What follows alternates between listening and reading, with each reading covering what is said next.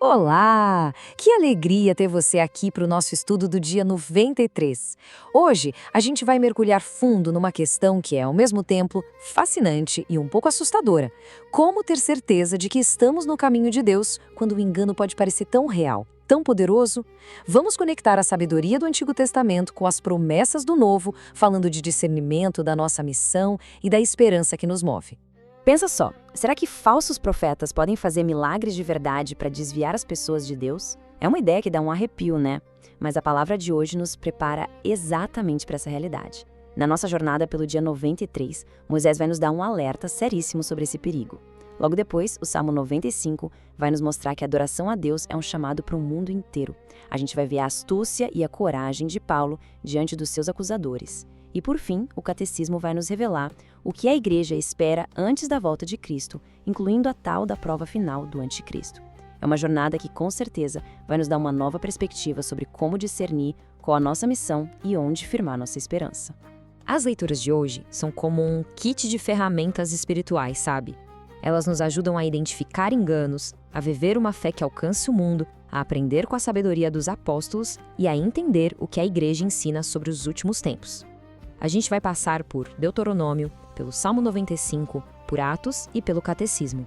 Ao final da nossa conversa, eu tenho certeza de que a gente vai sair com uma compreensão muito mais rica sobre o que é discernimento espiritual, missão universal e, claro, a esperança cristã. Vamos começar? Esse aqui é o nosso roteiro. Ok, vamos lá. Nossa primeira parada é no livro de Deuteronômio. Aqui, Deus está dando instruções bem claras para o povo de Israel sobre como adorá-lo na Terra Prometida. E bem no meio dessas instruções, ele revela qual é o teste definitivo de lealdade. A ordem era bem radical: destruir completamente todos os lugares de culto pagão e centralizar a adoração em um único lugar, um santuário que o próprio Senhor escolheria. O objetivo não era restringir, mas sim criar um espaço de comunhão pura, onde o povo pudesse se alegrar de verdade na presença de Deus, junto com suas famílias em banquetes sagrados. Agora presta atenção, porque é aqui que a coisa fica muito séria. Deus faz um alerta. Se aparecer um profeta e ele fizer um sinal ou um prodígio que de fato aconteça, mas depois ele convidar o povo a seguir outros deuses, ele não deve ser ouvido. E isso estabelece um princípio fundamental. O milagre por si só não valida a mensagem. O que valida é a fidelidade à palavra. A verdade da mensagem é o teste final. E essa citação resume tudo brilhantemente. É o próprio Deus permitindo essa situação para testar a fidelidade do coração do seu povo. Então, o ponto crucial é este. O critério final para o nosso discernimento não é o milagre, mas a fidelidade à palavra de Deus que já foi revelada. Um prodígio que contradiz a aliança é uma armadilha, não uma confirmação divina. Agora, a gente vai do foco na pureza da adoração de Israel para o Salmo 95, que expande essa visão. Se em Deuteronômio a gente viu a importância de um culto verdadeiro, este salmo lança um olhar para o mundo inteiro, com um chamado que é universal e missionário. O salmista não se contém. Ele convoca a terra inteira a cantar. A glória de Deus não é um segredo para ser guardado, mas uma maravilha para ser proclamada entre todas as nações, a todos os povos.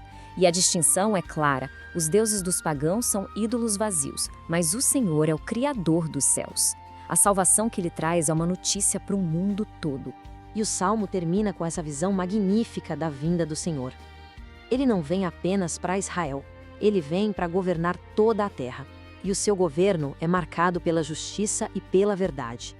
A alegria de toda a criação, dos céus, da terra e do mar, antecipa a chegada do Rei Justo que vai colocar todas as coisas em ordem. Agora a gente dá um salto para o Novo Testamento para uma cena de alta tensão. O apóstolo Paulo, que está preso, é levado para ser interrogado diante do Sinédrio, que era o conselho religioso e judicial supremo dos judeus, formado pelos seus maiores adversários. Paulo começa declarando sua inocência e boa consciência. Quando o sumo sacerdote Ananias manda agredi-lo, Paulo responde com uma coragem profética. Mas aqui vem a genialidade estratégica. Sabendo que o conselho era dividido entre saduceus, que não criam na ressurreição, e fariseus, que criam, Paulo grita: "Eu sou fariseu e estou sendo julgado por causa da minha esperança na ressurreição dos mortos." Imediatamente a assembleia se divide. A discussão interna vira uma briga tão violenta que que os romanos precisam resgatá-lo para que ele não fosse despedaçado ali mesmo. E naquela mesma noite, em meio a toda essa perseguição e perigo, Paulo recebe a visita mais importante de todas. O próprio Senhor aparece. Ele diz: coragem. Ele não apenas aprova o testemunho de Paulo em Jerusalém, mas confirma que a sua missão ainda não acabou. O próximo destino é o coração do Império, Roma. Que conforto e que força para continuar, hein? Com essa promessa de esperança que Paulo recebe, vamos agora para a nossa leitura do Catecismo da Igreja Católica. Ele nos ajuda a olhar para a esperança final, a vinda gloriosa de Cristo e a prova que a precede. O Catecismo ensina que, antes do retorno de Cristo, a Igreja passará por uma prova final que vai abalar a fé de muitos. Essa prova é descrita como o mistério da iniquidade, que se manifesta na forma de uma suprema farsa religiosa, o anticristo. É um pseudo-messianismo, uma ideologia onde o ser humano tenta se salvar sozinho, glorificando a si mesmo no lugar de Deus. É o projeto humano de perfeição ou sem Deus, uma tentação que sempre esteve presente na história. Esse slide nos dá um roteiro claro dos eventos finais, o que a teologia chama de roteiro escatológico. Desde a ascensão de Cristo, nós estamos no tempo da Igreja, o tempo da missão. Este tempo vai culminar na prova final, mas o triunfo não virá de um sucesso histórico ou político da Igreja, sabe? O reino vai se consumar pela vitória de Deus sobre o mal, que tomará a forma do juízo final, quando Cristo voltar em glória. A Igreja vai entrar na glória através de uma última Páscoa, seguindo o seu Senhor na morte e na ressurreição. Então, como é que a gente une todas essas leituras e aplica na nossa vida hoje? Como viver com uma esperança ativa e um discernimento afiado no mundo em que a gente está? A verdade é que a gente pode se sentir bem confuso diante de líderes carismáticos que parecem poderosos, mas cujas palavras contradizem o Evangelho. A nossa fé pode se tornar fechada, sem aquela dimensão missionária que o Salmo nos chama. E claro, o desânimo pode bater com as crises no mundo, e até mesmo dentro da igreja, gerando medo e ansiedade. E as leituras de hoje confirmam que esses desafios são reais. Sim, Deuteronômio nos avisa que falsos profetas com sinais reais existem. O Salmo 95 nos mostra que uma fé que não se proclama universalmente acaba estagnada. A experiência de Paulo revela que as crises podem gerar muito medo. E os ensinamentos sobre o anticristo podem, de fato, gerar ansiedade quando são mal compreendidos. Mas a palavra também nos dá a solução.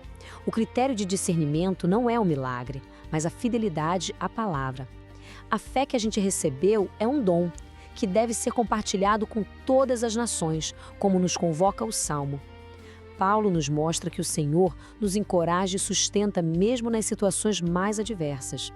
E o Catecismo revela que a Igreja conhece o roteiro. Haverá uma prova sim, mas a vitória final é de Deus.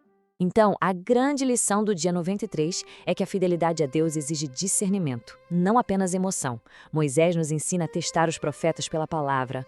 O Salmo 95 lembra que a salvação é um presente para todas as nações.